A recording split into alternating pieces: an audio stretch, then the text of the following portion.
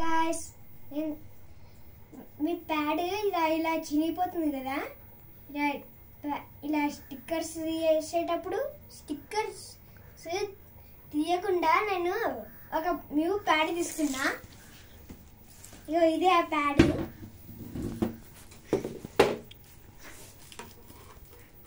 దీన్ని మీరు ఇలా కొంచెం అంతా చిన్నగట్టుకోరి, అప్పుడు కట్ చేయడానికి ఈజీ ఉంటుంది.